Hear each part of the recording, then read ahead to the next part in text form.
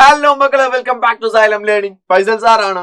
Yes മക്കളെ, നമ്മുടെ India size and location എന്ന് പറയുന്ന ചാപ്റ്റർ, ആ ചാപ്റ്റർ എന്തായാലും സ്ഥിരമായിട്ട് നമ്മുടെ എല്ലാ പ്രീവിയസ് ഇയർ ക്വസ്റ്റ്യൻ പേപ്പേഴ്സിലും നമ്മൾ ചെക്ക് ചെയ്യുന്ന സമയത്തും അവിടുന്ന് ഏറ്റവും കൂടുതലായിട്ട് നമ്മൾ കാണുന്ന MCQ ക്വസ്റ്റ്യൻസുകളാണ്. സോ അതുകൊണ്ട് തന്നെ ഈ ചാപ്റ്ററിൽ വരാൻ ഏറ്റവും കൂടുതൽ ചാൻസസ് ഇല്ല. നമ്മൾ കുറച്ച് MCQ ക്വസ്റ്റ്യനുകൾ ഒന്ന് നോക്കിയാലോ? എന്റെ കൂടെ തന്നെ നിങ്ങളും അതിന്റെ ആൻസേഴ്സ് കൃത്യമായിട്ട് ഫൈൻഡ് ഔട്ട് ചെയ്യണേ. So the first question is ഇതായിരുന്നു: The Tropic of Cancer does not passes through.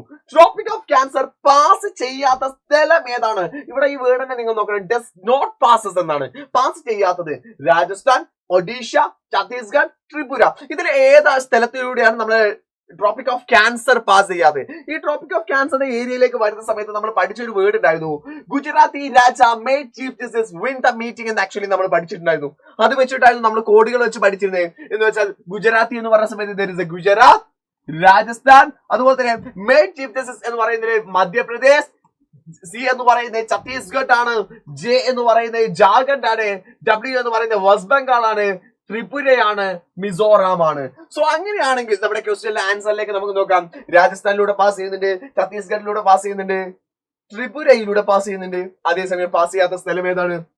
The right answer is Odisha. ഒഡീഷയിലൂടെ ട്രോപ്പിക് ഓഫ് ക്യാൻസർ പാസ് ചെയ്യുന്നില്ല. So the right answer is B ആണ്, ഒഡീഷയാണ് റൈറ്റ് ആൻസർ എന്ന് പറഞ്ഞാൽ. Second ക്വസ്റ്റ്യനിലേക്ക് നമ്മൾ പോകുന്ന സമയത്ത് eastern most longitude of India, ഇന്ത്യയുടെ ഈസ്റ്റേൺ മോസ്റ്റ് അഥവാ ഈസ്റ്റ് സൈഡ് എന്ന് പറഞ്ഞാൽ ഈ സൈഡിനെയാണ് ആക്ച്വലി ഈസ്റ്റ് എന്ന് പറയാം, ഈ സൈഡാണ് ആക്ച്വലി വെസ്റ്റ് സൈഡ് എന്ന് പറയുന്നത്. സോ ഈസ്റ്റേൺ മോസ്റ്റ് സൈഡ് എന്ന് പറഞ്ഞാൽ അരുണാചൽ പ്രദേശിന്റെ ആ ഒരു ഏരിയ ആണ്. ആ ഒരു ലോങ്റ്റിറ്റ്യൂഡ് ഏതാണ്? നമ്മുടെ അരുണാചൽ പ്രദേശിന്റെ ഈ ഏരിയയിലേക്ക് ആയതുകൊണ്ട് തന്നെ നമുക്ക് ഐഡന്റിഫൈ ചെയ്യേണ്ടി വെക്കേണ്ട കാര്യം എന്ന് പറഞ്ഞാൽ 60 ഡിഗ്രി ഏരിയാസിൽ നമുക്ക് അവിടെ സ്റ്റാർട്ട് ചെയ്തിട്ട് ഇവിടെ നമുക്ക് തുടങ്ങുന്നത് 68ലാണ് നമ്മൾ ഗുജറാത്തിൽ സ്റ്റാർട്ട് ചെയ്യുന്നത്. എൻഡ് ചെയ്ത് ഈസ്റ്റേൺ മോസ്റ്റ് എന്ന് പറയുന്നത് ദാറ്റ് ഈസ് 97 ഡിഗ്രി 25 മിനിറ്റ്സ് ആണ്. 97 ഡിഗ്രി 25 മിനിറ്റ്സ് ഈസ്റ്റ് ആണ് ഈസ്റ്റേൺ മോസ്റ്റ് എന്ന് പറയുന്ന നമ്മുടെ ലൊക്കേഷൻ എന്ന് പറയുന്നതിന്. നെക്സ്റ്റ് ക്വസ്റ്റ്യൻ, അടുത്ത ക്വസ്റ്റ്യനിലേക്ക് നമുക്ക് പോവാം. അടുത്ത ക്വസ്റ്റ്യൻ എന്ന് പറയുന്നത് ഇതായിരുന്നു: the standard meridian of India. ഇന്ത്യയുടെ standard meridian that is 82.30 east ആണ് ഇന്ത്യയുടെ സ്റ്റാൻഡേർഡ് മെറിഡിയൻ എന്ന് പറയുന്നത്. there we should be calculated as the standard time of India. ഇന്ത്യയുടെ സ്റ്റാൻഡേർഡ് ടൈം ഒക്കെ ആയിട്ട് കൺസിഡർ ചെയ്യുന്നതാണ്. അതിന് the passes which of the following places, ഇതിൽ ഏത് പ്ലേസിലൂടെയാണ് നമ്മുടെ സ്റ്റാൻഡേർഡ് മെറിഡിയൻ പാസ് ചെയ്യുന്നത്? കന്യാകുമാരി ഇൻ തമിഴ്നാട് ആണോ? അല്ല, അത് ഇന്ത്യയുടെ മെയിൻലാൻഡിന്റെ ലാസ്റ്റ് എൻഡ് പോയിന്റ് ആണ് അല്ലെ. വല്ലോങ് ഇൻ ദ അരുണാചൽ പ്രദേശ് നമ്മുടെ ഈസ്റ്റേൺ മോസ്റ്റ് പോയിന്റ് ആണ്. കച്ച് ഇൻ ദ ഗുജറാത്ത്, ഗുജറാത്തിന്റെ കച്ച് എന്ന് പറയുന്നത് നമ്മുടെ വെസ്റ്റേൺ പോയിന്റ് ആണ്. Mirzapur in the Uttar Pradesh, that was the right answer. നമ്മുടെ മീർസാപൂരിലൂടെയാണ് ആക്ച്വലി നമ്മുടെ സ്റ്റാൻഡേർഡ് മെറിഡിയൻ പാസ് ചെയ്യുന്നത്. നമ്മുടെ മീർസാപൂരിന്റെ ഉത്തർപ്രദേശ്, യുപിയിലെ മീർസാപൂരിലൂടെയാണ് സ്റ്റാൻഡേർഡ് മെറിഡിയൻ പാസ് ചെയ്യുന്നത്. And the next question is this: which of the following has reduced India's distance from Europe by 7,000 kilometers? ഇതിൽ ഏതൊരു ഇൻസിഡന്റോട് കൂടെയാണ്, അല്ലെങ്കിൽ ഇതിൽ ഏതൊരു ക്രിയേഷനോട് കൂടെ, ഏത് കനാലിന്റെ ക്രിയേഷനോട് കൂടെയാണ് ഇന്ത്യയിൽ നിന്ന് യൂറോപ്പിലേക്കുള്ള ഡിസ്റ്റൻസ് 7,000 കിലോമീറ്റേഴ്സ്, 7,000 കിലോമീറ്റർ റെഡ്യൂസ് ചെയ്തത്? മുൻപ് ആ ഒരു കനാല് ക്രിയേറ്റ് ചെയ്യുന്നതിന് മുമ്പ് നമുക്ക് എന്താണ് ഒരുപാട് ദൂരം പാസ് ചെയ്യണമായിരുന്നു. അറൌണ്ട് 22,000 കിലോമീറ്റേഴ്സ് പാസ് ചെയ്തിട്ടായിരുന്നു യൂറോപ്പിലേക്ക് എത്തണമെങ്കിൽ. Still now we have only the 15,000 kilometres മാത്രമായിട്ട് 7,000 കിലോമീറ്റേഴ്സ് റെഡ്യൂസ് ചെയ്തത്. That was created through the Suez canal. Suez കനാലിന്റെ ക്രിയേഷനോട് കൂടിയാണ് എന്ത് ചെയ്ത് നമുക്ക് റെഡ്യൂസ് ആയത്. ആൻഡ് നെക്സ്റ്റ് ക്വസ്റ്റ്യൻ എന്ന് പറയുന്നത് ഇതാണ്: what is the position of India in the world respect of area? ഇന്ത്യയുടെ ഏരിയാസ്, ദാറ്റ് മീൻസ് ഇന്ത്യയുടെ സൈസ് ആണ് ഇവിടെ പറയുന്നത്.